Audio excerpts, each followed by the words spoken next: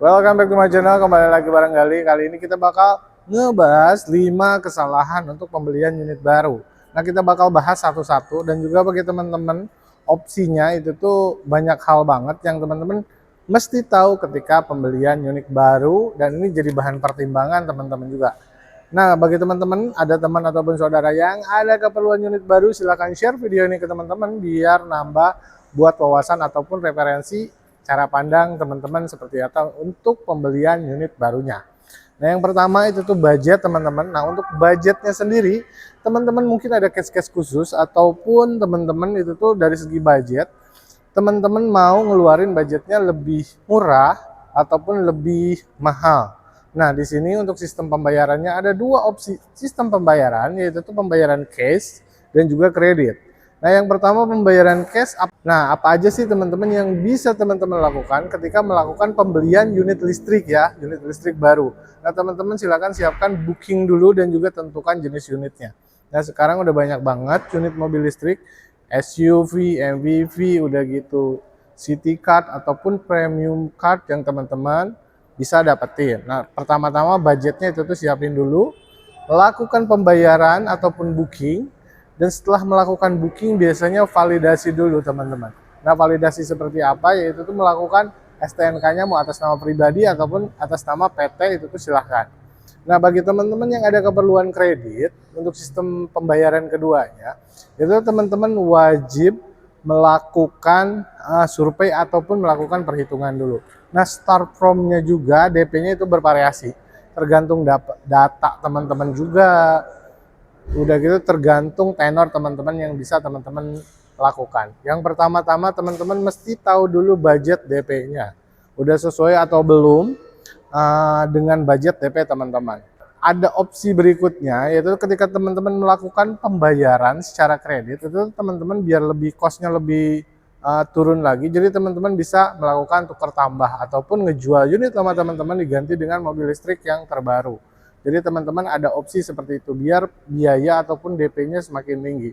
Nah, bagi teman-teman yang mau tahu untuk unit-unitnya sendiri, yaitu tuh pembayaran cash ataupun kredit, itu tuh teman-teman silakan hubungi kontak Gali ya untuk tahu skemanya. Jadi start from dari 10% dan juga teman-teman bisa melakukan 50% selama 1 tahun ataupun libur 1 tahun, itu tuh dapat suku bunga 0%. Udah include biaya admin dan juga bunga, itu tuh ada ditambahan di DP awalnya. Jadi enggak 100% di cut, sisanya dibayar dicicil, sisanya dibayar di awal, enggak. Itu udah include 1 tahun asuransi dan juga ada tambahan biaya admin. Nah, itu costnya jauh lebih murah. Jadi makanya teman-teman itu tuh salah satu opsi tipe pembayaran yang semakin fleksibel dari perbankannya. Jadi teman-teman pertama-tama itu tuh lakukan itu dulu. Nah, yang kedua bagi teman-teman yang mau melakukan pembelian secara kredit, tentukan juga perbankannya teman-teman. Soalnya untuk saat ini perbankan itu ikut bersaing, jadi ada suku bunga cash khusus, udah gitu mungkin pembiayaan khusus. Itu tuh yang mau tipe pakai syariah silahkan, yang mau pakai konvensional silahkan. Yang kedua, pastikan dulu perbankannya untuk pembelian kredit. Yang tadi awal Gali jelasin di pertama, itu tuh teman-teman mesti tahu dulu kredit dan juga teman-teman dapat apa aja ketika melakukan kredit seperti itu. Nah, apakah teman-teman perlu asuransinya? Kombinasi. Apakah teman-teman yang khawatir ketika beli mobil listrik mau asuransinya Alres? Itu tuh bisa dilakukan juga.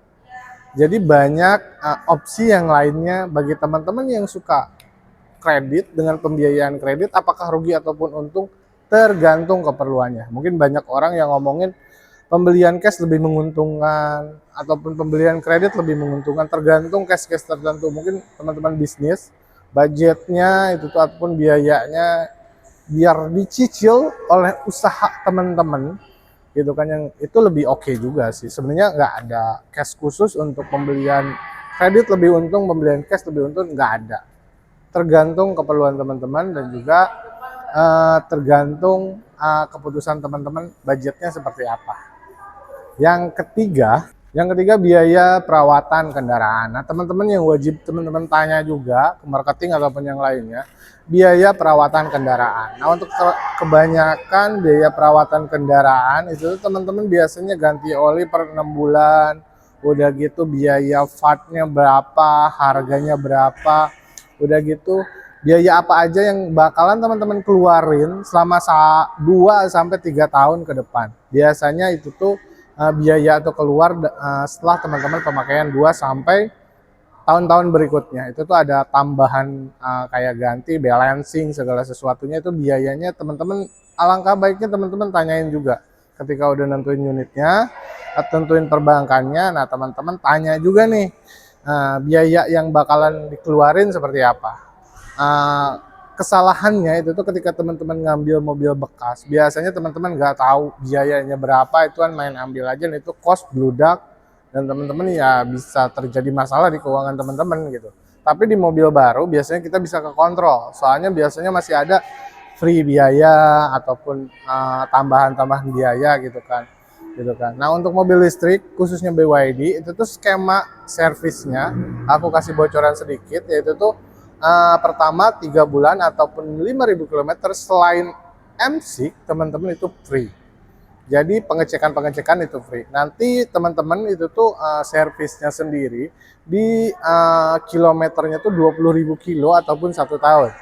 Nah, nanti kesananya kelipatannya sama. Biasanya masih ada free beberapa tahun, dan untuk penggantian part itu tuh minim banget. Jadi makanya kenapa aku saranin kalau teman-teman ada budgetnya, lebih baik beli mobil listrik itu tuh karena low cost untuk biaya perawatannya. Itu teman-teman mesti tahu juga ataupun tanyain. Seenggaknya teman-teman ketika mau beli mobil itu tuh tak ngobrol-ngobrol sama orang bengkelnya. Itu lebih oke. Yang keempat itu teman-teman nyari referensi juga teman-teman. Nyari referensi, mungkin teman-teman bisa tanya ke orang yang udah pernah punya mobil itu. Jadi alangkah baiknya teman-teman ke teman saudara, nggak usah gengsi ataupun sok-sokan gitu kan, sok-sokan tahu otomotif. Lebih baik teman-teman tanya ke orang yang udah pernah pakai. Value-nya, kekurangannya itu tuh hal yang sangat krusial banget. Kenapa seperti itu? Gali bilang, karena teman-teman ini pakai mobil itu nggak setahun ya, itu tuh bisa 5 sampai 6 tahun, mungkin ada yang sampai 10 tahun untuk satu unit mobil gitu kan. Makanya ini pemakaiannya jangka lama gitu kan. Ya mungkin ini bakal dapat masukan ataupun riset dari teman-teman kalian ataupun orang lain yang teman-teman bisa tanya. Ya lebih gampangnya ya kalau teman-teman suka naik mobil online ya teman-teman mendingan naikin dulu tuh mobil online buat tanya-tanya tentang biaya perawatannya, biaya ini. Jadi keputusannya teman-teman bisa di genggaman teman-teman. Jadi nggak ada kebocoran dana, nggak ada cash yang apa. Jadi sekalipun ada trouble, teman-teman udah tahu solusinya, ataupun teman-teman bisa tanya ke orang-orang terdekat teman-teman, ataupun ke orang yang udah pernah pakai, gitu kan. Ini salah satu case penting. Nah, yang kelima itu tuh yang benar-benar teman-teman harus perhatikan juga. Ini poin sangat penting banget. Ketika pembelian unit baru, teman-teman itu tuh harus udah ada tahu warranty, garansinya seperti apa, pengeklaimannya seperti apa, itu penting banget. Kenapa itu penting banget? Soalnya unit teman-teman. Nah, bila perlu teman-teman dari awal itu tuh udah minta. Jangan pas insiden ataupun segala sesuatunya itu tuh teman-teman nggak tahu gitu kan ketika melakukan pembelian unit baru. Dan gali saranin itu tuh kalau bisa pakai asuransi. Jadi nanti kalau ada insiden ataupun kejadian yang kurang mengenakan, teman-teman itu tuh bisa ngeklaim asuransinya. Dan tidak lupa asuransinya dicek ketika untuk pembelian asuransi, polisnya udah aktif ataupun belum. Dan konfirmasi lagi ke orang, minta orang asuransinya buat dicekin udah dibayarkan atau belum. Soalnya banyak case itu tuh ketika insiden asuransinya belum dibayarkan, itu tuh fatal banget. Soalnya ini mobil teman-teman gitu kan. Mudah-mudahan sih teman-teman juga nggak ada case yang insiden ataupun apapun itu. Cuma ini kita antisipasi aja. Ketika pakai unit baru itu tuh wajib diasuransikan. Itu salah satu perawatan dan juga ya salah satu mengurangi kekhawatiran. Soalnya yang namanya musibah kita nggak tahu ya. Mungkin itu aja 5 tips yang bakalan Gali share. Mungkin ini salah satu opsi terbaik bagi teman-teman ketika teman-teman beli unit baru kesalahan-kesalahan fatalnya itu jangan sampai terlewatkan. Dan Gali tadi udah ngasih solusinya. Mungkin itu aja dari Gali. Terima kasih udah nonton videonya sampai habis, dan jangan lupa teman-teman share ke teman-teman yang mau beli unit baru ya, biar nambah referensi ataupun arahan bagi mereka. Sampai berjumpa di video-video Gali dan bye-bye.